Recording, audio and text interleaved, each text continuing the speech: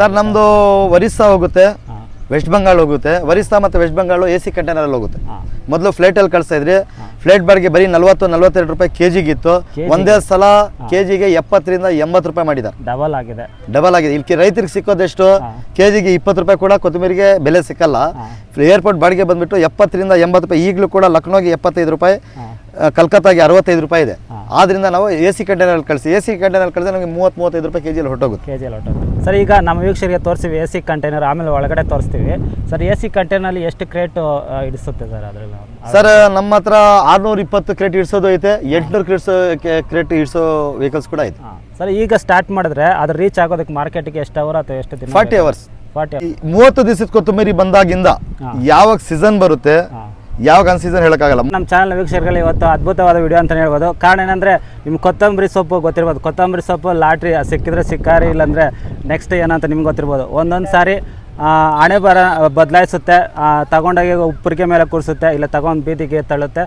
ಸಿಕ್ಕಿದ್ರೆ ಲಾಟ್ರಿ ಥರನೇ, ಇಲ್ಲಾಂದರೆ ರೋಟ್ ಹಾಕಬೇಕಾಗುತ್ತೆ. ಇದಷ್ಟು ಹೇಳ್ಕೊಂಡಿದ್ರೆ ಸಂಜೆವರೆಗೂ ಹೇಳ್ತಾನೆ ಇರಬೇಕು. ಈಗ ಕೊತ್ತಂಬರಿ ಸೊಪ್ಪು ಸದ್ಯದ ಪರಿಸ್ಥಿತಿಯಲ್ಲಿ ನಾರ್ತ್ ಇಂಡಿಯಾಗೆ ಎಕ್ಸ್ಪೋರ್ಟ್ ಮಾಡ್ತಕ್ಕಂಥದ್ದು ವ್ಯಾಪಾರಸ್ಥರು ಇದ್ದಾರೆ. ಆದರೆ ಆಗುವಾಗಲೂ ಮತ್ತು ಮಾರ್ಕೆಟಲ್ಲಿ ಯಾವ ರೀತಿ ಇದೆ ಎಲ್ಲ, ಮತ್ತು ಯಾವ ಸೀಸನು ಎಲ್ಲ ಮಾಹಿತಿ ತಿಳಿಸ್ಕೊಳ್ಳೋಣ. ಮತ್ತು ಇವರು ಇನ್ನೊಂದು ಮುಖ ಇದೆ, ಆ ಮುಖ ನಿಮ್ಗೆ ಪರಿಚಯ ಮಾಡ್ಕೊಡ್ತೀನಿ. ಮುಖ ಅಂದರೆ ಬೇರೆ ಥರ ಅಂದ್ಕೊಬೇಡಿ. ಸಮಾಜ ಸೇವೆಯಲ್ಲಿ ಮತ್ತು ಶಿಕ್ಷಣ ಇಲಾಖೆಯಲ್ಲಿ ಅವರು ಯಾವ ರೀತಿ ಸಪೋರ್ಟ್ ಮಾಡ್ತಾಯಿದ್ದಾರೆ ಬಡ ಮಕ್ಕಳಿಗೆ ಅಂತೇಳಿ ಆ ಎಲ್ಲ ಮಾಹಿತಿಗಳು ನಿಮಗೆ ಈ ವಿಡಿಯೋದಲ್ಲಿ ವಿವರಿಸ್ತೀನಿ. ಅದು ಮಾಹಿತಿ ಸಂಪೂರ್ಣ ಆಗಬೇಕಂದ್ರೆ ಈ ವಿಡಿಯೋ ಕೊನೆ ತನಕ ನೋಡಿ. ಸರ್ ನಮಸ್ಕಾರ. ನಮಸ್ಕಾರ ಸರ್. ಸರ್ ಈಗ ಪ್ರಾರಂಭದಲ್ಲಿ ಹೇಳ್ಬಿಡೋಣ, ನಿಮ್ಮ ಪರಿಚಯ ಮಾಡಿಕೊಡ್ಬೇಡಿ ಸರ್. ನಾವು ಶಿಕ್ಷಣ ಇಲಾಖೆಗೆ ನೀವೇನೇನು ಸಹಾಯ ಮಾಡ್ತಾಯಿದ್ದೀರಂತ, ಆಮೇಲೆ ನಂತರ ಈ ಕೊತ್ತಂಬರಿ ಸೊಪ್ಪು ವ್ಯಾಪಾರಕ್ಕೆ ಹೋಗೋಣ. ಸರ್ ನಾನು ಅಕ್ರಮ್ ಪಾಷಾ ಅಂತ ಹೇಳ್ಬಿಟ್ಟು ಮಾಸ್ತಿ ಹೋಬಳಿ, ಗೊಲ್ಲಪೇಟೆ ಮಾಸ್ತಿ ಹೋಬಳಿ, ಮಾಲೂರು ತಾಲೂಕು, ಕೋಲಾರ ಜಿಲ್ಲೆ. ಅಂದರೆ ಮಾಸ್ತಿ ವೆಂಕಟೇಶಂಗರ್ ಅವರು ಹುಟ್ಟಿದ ಊರಲ್ಲಿ ನಂದು ಜನ್ಮ ಆಗಿದೆ. ಅದೊಂದು ಪುಣ್ಯ ಅಂತ ಹೇಳ್ಬಿಟ್ಟು. ಯಾಕಂತ ಹೇಳಿದ್ರೆ ಜ್ಞಾನಪೀಠ ಪ್ರಶಸ್ತಿ ವಿಜೇತರಾದಂಥ ಮಾಸ್ತಿ ವೆಂಕಟೇಶಂಗರ್ ಅವರು ಇಡೀ ಪ್ರಪಂಚದಲ್ಲೇ ಒಂದು ಹೆಸರುವಾಸಿ. ಹೌದು ಸರ್. ಅಂಥ ಅವ್ರ ಊರಲ್ಲಿ ಹುಟ್ಟಿರೋದು ನಮ್ಮದು ಒಂದು ಪುಣ್ಯ.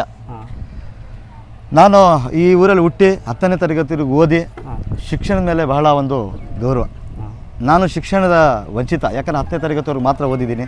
ನಮ್ಮ ಮನೆಯಲ್ಲಿ ಕೂಡ ಹೆಚ್ಚು 4 ಜನ ಶಿಕ್ಷಕರಿದ್ದಾರೆ ಮನೆಯಲ್ಲಿ ಸರ್. ಹೌದು, ನಮ್ಮ ಅಕ್ಕ, ನಮ್ಮ ಭಾವ, ಅಕ್ಕನ ಸೊಸೆ, ನಮ್ಮ ಅಕ್ಕನ ಮಗ ಎಲ್ಲ. ನಾನು ಕರ್ನಾಟಕ ಪಬ್ಲಿಕ್ ಶಾಲೆ ಮಾಸ್ತಿಯಲ್ಲಿ ಒಂದು 6 ವರ್ಷದಿಂದ ಅಧ್ಯಕ್ಷರಾಗಿದ್ದೀನಿ, SDMC ಅಧ್ಯಕ್ಷರಾಗಿದ್ದೀನಿ. ನನ್ನಲ್ಲಿ ಕೈಯಲ್ಲಾದಷ್ಟು ಮೊದಲಿಂದಾನು ಅಷ್ಟೇ ಸುಮಾರು 18ನೇ ವರ್ಷ ವಯಸ್ಸು ಆವಾಗಿಂದಾನೇ ನಾನು ಶಿಕ್ಷಣದ ಮೇಲೆ, ನಾನು ದುಡಿಯುವಂಥ ದುಡಿಮೆಯಲ್ಲಿ, ನಾನು ಪಡುವಂಥ ಕಷ್ಟದಲ್ಲಿ ನನಗೆ ತಿನ್ನೋಕ್ಕಿಲ್ಲ ಅಂತ ಹೇಳಿದ್ರು ಕೂಡ ನಾನು ಶಿಕ್ಷಣಕ್ಕೆ ಸ್ವಲ್ಪ ಸಹಾಯ ಮಾಡ್ಬೇಕಂದ್ಬಿಟ್ಟು ನನಗೆ ಒಂದು ಆಸೆ ಸರ್.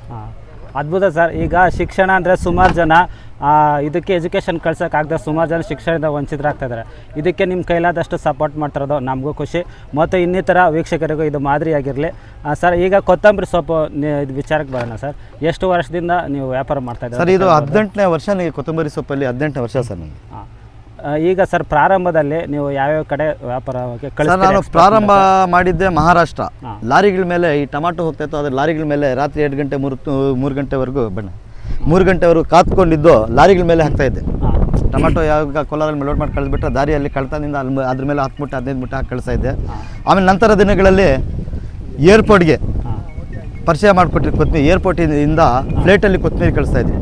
ಕಲ್ಕತ್ತಾ, ಲಕ್ನೋ, ಜಾಸ್ತಿ ದಿಲ್ಲಿ 3 ಕಡೆ ಏರ್ಪೋರ್ಟಲ್ಲಿ ಕಳಿಸ್ತಾ ಇದ್ರಿ. ಇವಾಗಲೂ ಸಹ ದೆಹಲಿಗೆ ಫ್ಲೈಟಿಂದಾನೆ, ಏರ್ಪ್ಲೇನಿಂದಾನೆ ಕಳಿಸ್ಕೊಡ್ತಾ ಇದ್ದೀವಿ ಸರ್. ಅಂದರೆ ಸರ್ ನಿಮಗೆ ಪ್ರಾರಂಭದಲ್ಲಿ ಟ್ರಾನ್ಸ್ಪೋರ್ಟ್ ಸಮಸ್ಯೆ ಆಗಿದೆ ಅಂತ ಅನ್ಕೊತೀನಿ. ಯಾಕೆಂದರೆ ಕಾಯ್ಕೊಂಡು ಲಾರಿಗಳ ಮೇಲೆ ಆಗ್ತಾ ಇದ್ದೆ ಅಂದರೆ ಆಗ ತುಂಬ ಟ್ರಾನ್ಸ್ಪೋರ್ಟ್ ಕಡಿಮೆ ಇತ್ತು ಅನ್ಕೊಂಡು. ಇಲ್ಲ, ನಮ್ಮ ಭಾಳ ಕಡಿಮೆ, ಒಂದು 10 ಮೂಟೆ 15 ಮೂಟೆ ಹಾಕೋದ್ರಿಂದ ನಮ್ಮ ಕೆಪಾಸಿಟಿ ಅಷ್ಟಿರಲಿಲ್ಲ. ಒಂದು ಪಿಕಪ್ ಆಗಲಿ 2.5 ಮೂಟೆನ ಹಾಕಿ ಕಳಿಸೋ ಕೆಪಾಸಿಟಿ ನಮ್ಗೆ ಇರಲಿಲ್ಲ.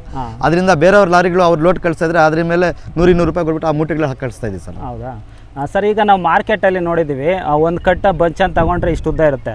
ಆದರೆ ನೀವೆಲ್ಲ ಬರೀ 2 ಇಂಚು 3 ಇಂಚಿಗೆ ಕೇಳ್ತಾ ಇದ್ರಲ್ಲ, ಇದು ಯಾವ ರೀತಿ ಮಾರ್ಕೆಟ್ಗೆ ಯಾವ ರೀತಿ ಸರ್? ಕೆಲವು ಸ್ಟೇಟಲ್ಲಿ ಒಂದೊಂದು ಥರ ತಿಂತಾರೆ. ಈಗ ವೆಸ್ಟ್ ಬೆಂಗಾಲ್ಗೆ ಹೋಗಿ 4ರಿಂದ 5 ಇಂಚೇ ಬೇಕು ಅವ್ರಿಗೆ. ಅದೇ 4ರಿಂದ 5 ಇಂಚು ನಮ್ಮ ಬೆಂಗಳೂರು ತಗೊಳ್ಳೋದೇ ಇಲ್ಲ ಕಸ್ಟಮರ್. ಅವ್ರಿಗೆ ಹೆಚ್ಚು ಕಡಿಮೆ ಒಂದು ಅಡಿ ಬೇಕು, 12 ಇಂಚ್ ಬೇಕು. ಅದೇ ತಮಿಳ್ನಾಡಿಗೆ ಹೋಗಿ ನೀವು 4 ಇಂಚ್ 5 ಇಂಚ್ ಕಳಿಸಿ ಅವ್ರು ತಗೊಳ್ಳೋದೇ ಇಲ್ಲ. ಅವ್ರಿಗೇನಿದ್ರು 1 ಅಡಿ ಅಷ್ಟು ಬೇಕೇ ಬೇಕು. ಒಂದೊಂದು ಮಾರ್ಕೆಟಲ್ಲಿ ಒಂದೊಂದು ಸೈಜ್ ಮೇಲೆ ಡಿಪೆಂಡ್ ಆಗುತ್ತೆ ಸರ್. ಆಮೇಲೆ ಇನ್ನೊಂದು ಕೊತ್ತಂಬರಿ ಸೊಪ್ಪಲ್ಲಿ ದುಡ್ಡು ಮಾಡಿರೋರಿಗಿಂತ ನನ್ನ ಪ್ರಕಾರ ನಷ್ಟ ಮಾಡಿರೋ ಹೆಚ್ಚು. ಅದು ನಾವೂ ಎಕ್ಸಾಂಪಲ್. ಯಾಕೆಂದರೆ ಸುಮಾರು ಸಲ ರೋಟೋವೇಟ್ರ್ ಹಾಕಿದ್ದೀವಿ. ಇದಕ್ಕೆ ಸೀಸನ್ ಅಂತ ಏನಾದರೂ ಇದ್ದರೆ ರೈತರು ಪರವಾಗಿಲ್ಲ, ಈ ಸೀಸನಲ್ಲಿ ಅಂತ ಸ್ವಲ್ಪ ಕಾಸು ನೋಡ್ಬೋದು. ಅಂದರೆ ಯಾವ ಸೀಸನ್ ಅಂತ ಹೇಳ್ಬೋದು ಸರ್? ನಾವು ಜೂನಿಂದ ನವಂಬರ್ ಡಿಸೆಂಬರ್ವರೆಗೂ ಬರೀ ಕೊತ್ತಂಬರಿ ಅಲ್ಲ, ಕೊತ್ತಂಬರಿ ಟೊಮಾಟೊ ಆಗಲಿ, ಶುಂಠಿ ಆಗಲಿ, ಕ್ಯಾಪ್ಸಿಕಮ್, ಬಜ್ಜಿ ಎಲ್ಲ ಜೂನಿಂದ ನವಂಬರ್ ಡಿಸೆಂಬರ್ವರೆಗೂ ಬೇರೆ ರಾಜ್ಯಗಳು ಇಳಿತವೆ, ಬಾಂಗ್ಲಾದೇಶವರೆಗೂ 9-10 ಲಾಸ್ಟ್. 9-10 ಲಾಸ್ಟ್. ಈ 30 ದಿವಸದ ಕೊತ್ತಂಬರಿ ಬಂದಾಗಿಂದ ಯಾವಾಗ ಸೀಸನ್ ಬರುತ್ತೆ, ಯಾವಾಗ ಅನ್ ಸೀಸನ್ ಹೇಳೋಕ್ಕಾಗಲ್ಲ. ಮೊದಲು ಒಂದು ತಿಂಗಳವರೆಗೂ ಮಾರ್ಕೆಟ್ ನಿಲ್ತಾ ಇತ್ತು. ಈಗ ಈ 30 ದಿವಸದ ಕೊತ್ತಂಬರಿ ಅಂದ್ರೆ 30 ದಿವಸದಲ್ಲೆಲ್ಲ ಬಂದ್ಬಿಡುತ್ತೆ ಇದು. ಮೊದಲು ದುರ್ಗಾ ಏಷ್ಯನ್ನು ಮತ್ತೆ ನಾಮದಾರಿ ಅಂತ ಹೇಳ್ಬಿಟ್ಟಿತ್ತು. ಇದು ಹೆಚ್ಚು ಕಡಿಮೆ 2-2.5 ತಿಂಗಳು ತಗೊಳ್ಳೋದು. ಅವಾಗ ಹೆಚ್ಚು ಕಡಿಮೆ ಮಾರ್ಕೆಟ್ ಸರಾಸರಿ ಒಂದು 1000 ರೂಪಾಯಿ ಇದ್ರೆ 900 ಆಗಲಿ 1200 ಆಗಲಿ ಇದೇ ಥರ ಒಂದು 15-20 ದಿನ ನಿಲ್ತಾ ಇತ್ತು, ಒಂದು ತಿಂಗಳು ನಿಲ್ತಾ ಇತ್ತು. ಇದು ಹಾಗಿಲ್ಲ. ಈ ಬೆಳಿಗ್ಗೆ ಇರೋ ಮಾರ್ಕೆಟ್ ಸಾಯಂಕಾಲ ಇಲ್ಲ, ಆ ಥರ ಆಗಿದೆ. ಸಡನ್ ಆಗಿ ಅಪ್ ಅಂಡ್ ಡೌನ್ ಆಗುತ್ತಲ್ಲ ಸರ್, ಈಗ ರೇಟ್ ಸ್ವಲ್ಪ ಹೊತ್ತಿಗೆ ಇರೋದು. ಹೌದು, ಸೂಕ್ಷ್ಮ ಇರೋದಿಲ್ಲ. ಈ ವೇರಿಯೇಷನ್ ಆಗ್ತಾ ಇರೋದ್ರಿಂದ ವ್ಯಾಪಾರಸ್ಥರಿಗೂ ತೊಂದರೆ, ರೈತರು ಕೂಡ ಕನ್ಫ್ಯೂಸ್. ಬೆಲೆ ಜಾಸ್ತಿ ಆಗಿದೆ ಅಂತ, ಬೆಲೆ ಕಡಿಮೆ ಆಗಿದೆ ಅಂತ ಹೇಳ್ಬಿಟ್ಟು ರೈತರು ಕೂಡ ಕನ್ಫ್ಯೂಸ್ ಆಗ್ತಾ ಇದೆ ಸರ್.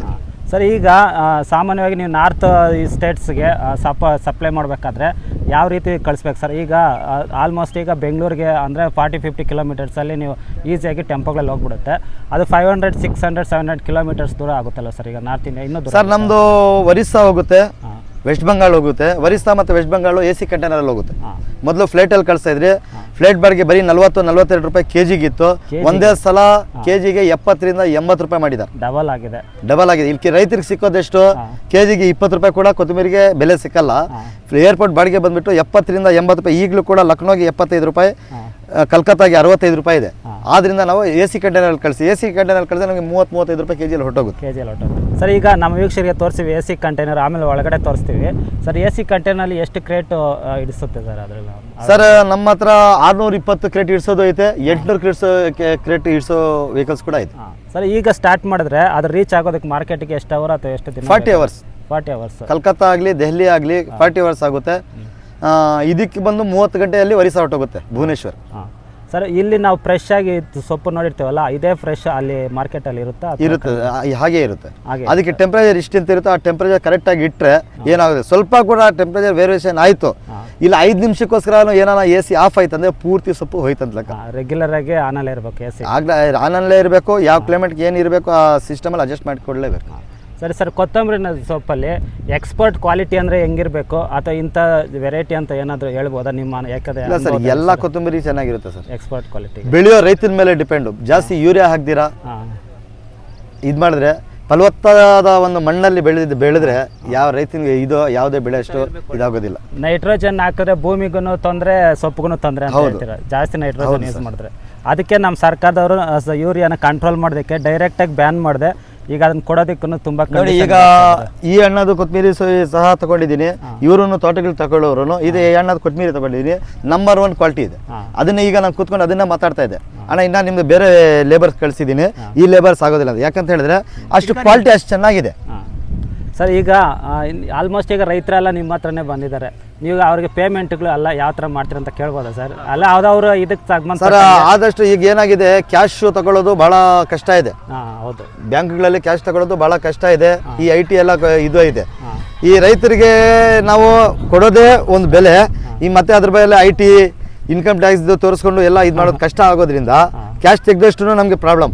ಹೌದು ಸರ್, ಕ್ಯಾಶ್ ತೆಗೆದು ಎಲ್ಲಿಂದ ಯಾರು ಕೊಟ್ಟಿದ್ರು? ಇವಾಗ ರೈತರು ಕೊಟ್ಟಿರ್ತಾರೆ, ಮತ್ತೆ ಬಾಣ ಅಲ್ಲಿ ಇದು ಆಡಿಟರ್ಗೆ ಇದು ಒಂದು ಸೈನ್ ಮಾಡ್ಬೇಕಂದ್ರೆ ಭಯ ಬೀಳ್ತಾರೆ ರೈತರು. ಹೌದು, ಯಾಕಪ್ಪ ಇದು ಇವ್ರಿಗೆ ಸೈನ್ ಮಾಡ್ಬೇಕಂತಂದ್ರೆ ಏನು ಅಂತ ಹೇಳ್ಬಿಟ್ಟು ರೈತರಿಗೆ ಒಂದು ಭಯ ಬರುತ್ತೆ.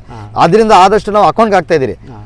ಕೆಲವು ರೈತರು ಕ್ಯಾಶ್ ಬಗ್ಗೆ ಹೇಳ್ತಾರೆ, ಕೆಲವು ಇದು ನಂಬಿಕೆಯಿಂದ ಸಾಲನೂ ಕೊಡ್ತಾರೆ ನಮ್ಗೆ. ಯಾಕೆ ನಾವು ಯಾವ ಥರ ನಡ್ಕೊಳ್ತೀರಿ ಅದ್ರ ಮೇಲೆ ಡಿಪೆಂಡ್. ಸರಿ ಸರ್, ಕೊತ್ತಂಬರಿ ಬಗ್ಗೆ ಇನ್ನಷ್ಟು ಮಾಹಿತಿಗಳು ನಮ್ಮೊಂದಿಗೆ ಹಂಚ್ಕೊಂಡಿದ್ದೀರಿ ಸರ್. ಫೈನಲ್ ಆಗಿ ಈ ಕೊತ್ತಂಬರಿ ಸೊಪ್ಪಿನ ಬಗ್ಗೆ ರೈತರ ಬಗ್ಗೆ ಏನಾದರೂ ಹೇಳ್ಬೇಕು ಅಂತ ಅನ್ಸಿದ್ರೆ ಏನಾದರೂ 1-2 ಮಾತು ಹೇಳ್ಬೋದು ಸರ್? ಆವಾಗಲೇ ನೀವು ಹೇಳ್ದಂಗೆ ಉರ್ದುವಲ್ಲಿ ಮಾತಿದೆ, ಮಾರಿತೋ ಮಾರಿ ನೇತೋ ಭಿಕಾರಿ ಅಂತ ಹೇಳ್ಬಿಟ್ಟು. ಅದು ಕನ್ನಡದಲ್ಲಿ ಹೇಳ್ಬಿಡಿ. ಕನ್ನಡದಲ್ಲಿ ಅದೇ, ಮಾರಿದ್ರೆ ಇದು ಲ್ಯಾಟ್ರಿ, ಇಲ್ಲಾಂದ್ರೆ ಬಿಕಾರಿ ಆಗ್ಬಿಡ್ತಾರೆ. ನೋಡಿ ರೈತರು ಅಷ್ಟೇ 30 ದಿನ ಬೆಳೆಸಿರ್ತಾರೆ.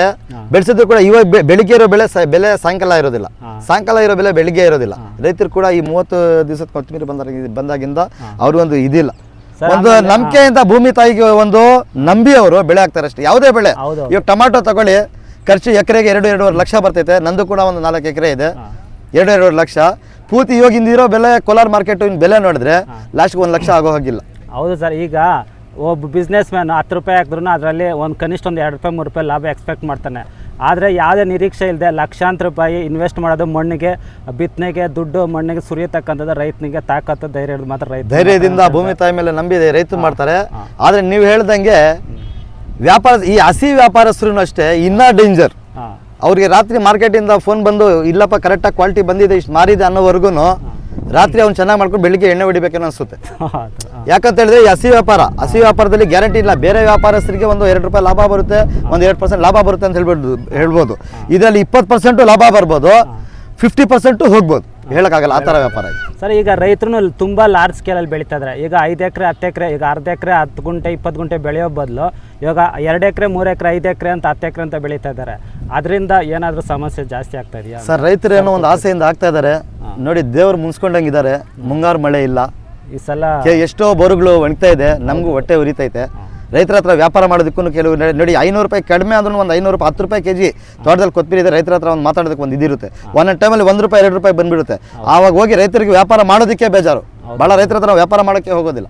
ಬಿತ್ತನೆ ಕಾಸೆ ಬರೋದು. ಹೌದು ಸರ್, ಕೆಲವು ಸಲ ಹಂಗೆ ಆಗುತ್ತೆ ಸರ್. ಸರಿ ಸರ್, ಇದ್ರ ಬಗ್ಗೆ ಇನ್ನಷ್ಟು ಮಾಹಿತಿಗಳು ಮಾತಾಡ್ತಾನೆ ಇರಬೇಕಾಗುತ್ತೆ. ಇಷ್ಟು ಮಾಹಿತಿ ಕೊಟ್ಟಿದ್ದಕ್ಕೆ ನಮ್ಮ ಕಡೆಯಿಂದ, ನಮ್ಮ ಚಾನಲ್ ಕಡೆಯಿಂದ, ನಮ್ಮ ವೀಕ್ಷಕರ ಕಡೆಯಿಂದ ನಿಮಗೆ ಥ್ಯಾಂಕ್ ಯು ಸರ್, ಧನ್ಯವಾದ. ಧನ್ಯವಾದ. ಅಷ್ಟು ಕಟ್ ಮಾಡಿ ಸರ್. ರನ್ನಿಂಗಲ್ಲಿ ಆಗೈತೆ ತಾನೆ?